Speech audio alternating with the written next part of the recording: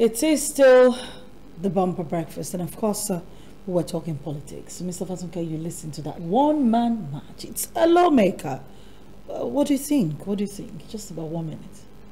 Yes, what I think is that he has spoken the voice of reason, but I also think that he's spoken the voice of the voiceless. He has lauded it, but as is wont with us in this part of our world, he may as well be speaking to the deaf, the dumb, and the convoluted. I also know, the syndrome whereby your captor, you can beg your captor, please have mercy upon me, and then he will look at it and decide to have mercy. What we have in our country today is that we have, pejoratively speaking, terrorists who are rulers, and so they are going to be very deaf and dumb to such pleas. But we begin to have 1 more, 2, 3, 4, 5. The numbers will continue to increase, and the day of reckoning is nigh. Noah said the same thing in the Holy Book and said, please come on board and let's save. Gamaliel also in the body, voice of reason to people, please listen. But when people refuse to listen, the inevitable Happens. will and is bound to happen. Let's talk May about the Lord President. bless that lawmaker from Egbedori.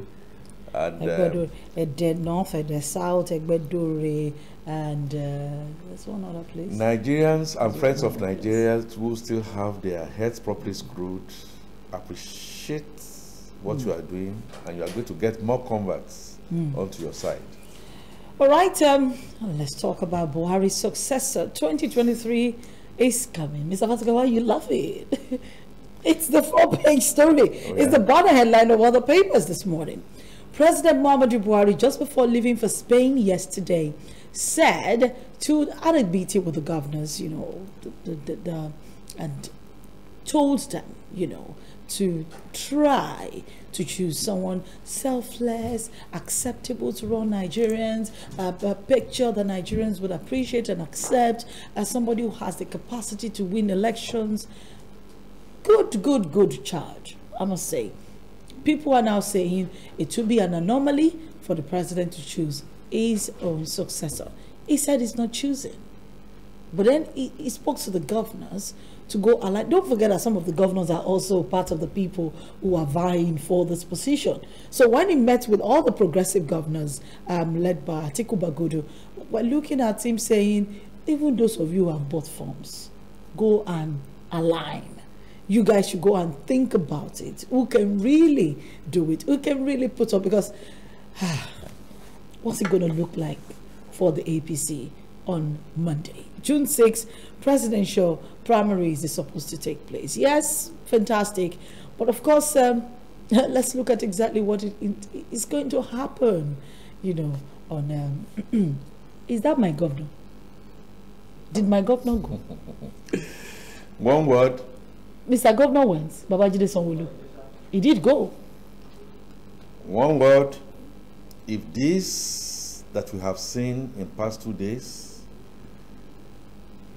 from Mr. President, and he has his rights to say what he needed to say, albeit needs to be very careful, a bit much more careful. Yes, of course, all over the world, an incumbent should be interested in who succeed him or her. Especially within the same party, don't you think so?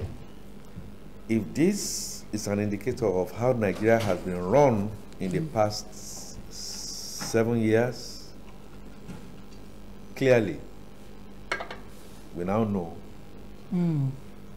that we've been left to the dogs.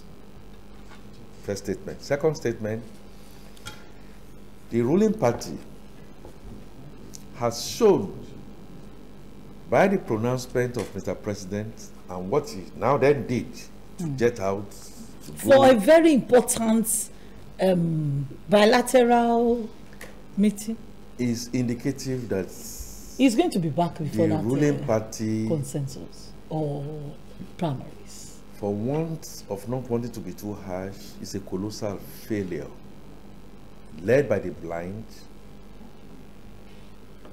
and in the ship are madmen and specialists, like Wole Kaka would put it, all in a jungle, in the crypts, pure and simple.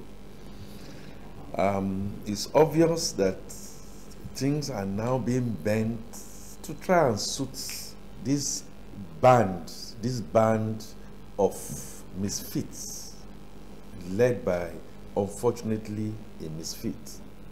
And it's Are you abusing my president? Oh.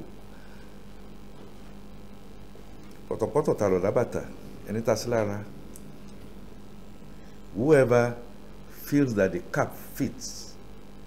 We are in a situation where things are dire and people are laughing themselves hysterically. The country is going down the drain, and we say we have a president. It's unfortunate. Yes, I recognize that. But if this is an indicator of how Nigeria has been run for the past 7 years, let's assume it is not an indicator, Mr. Fatuke. Wake up to the coffee.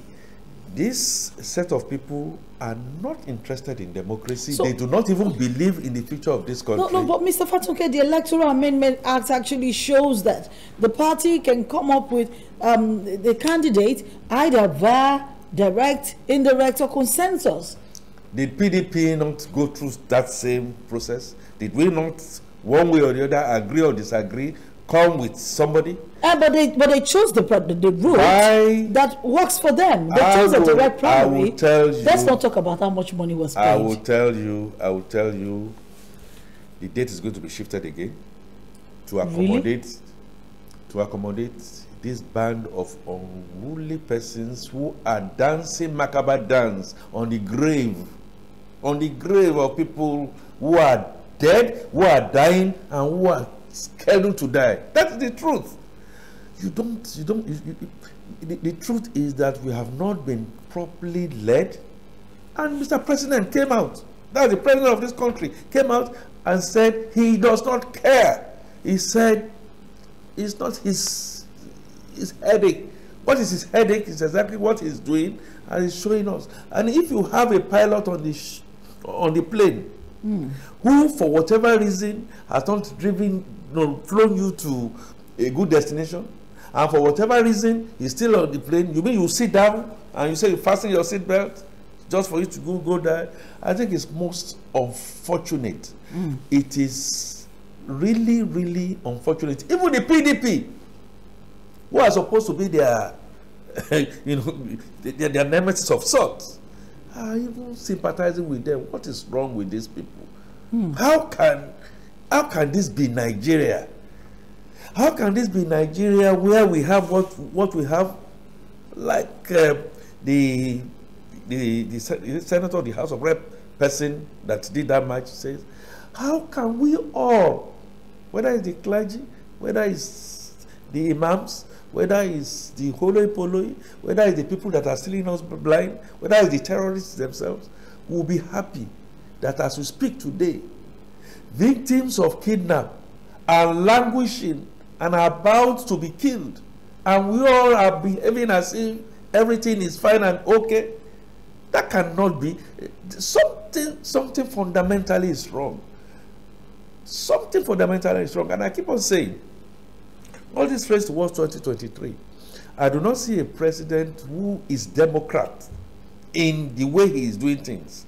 I hope we are not going to get, it has to be me win and win and win at all costs. I haven't said that. No, but you've had some of the presidential aspirants come out to say they must win at all costs.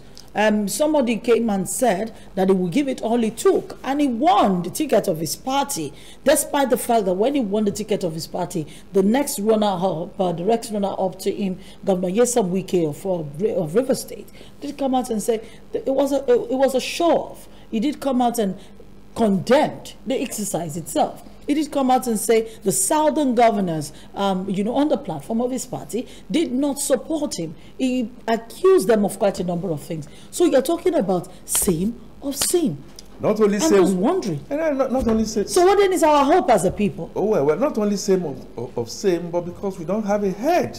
You know, I mean, if the head is rotten, the nails will be feeling a lot of pain. But Mr. Fatuke, you're talking about the head of a country when we're talking about the head of the political parties. The political parties are run as separate entities themselves. We had heads in this country before. We had our fault lines in this country before.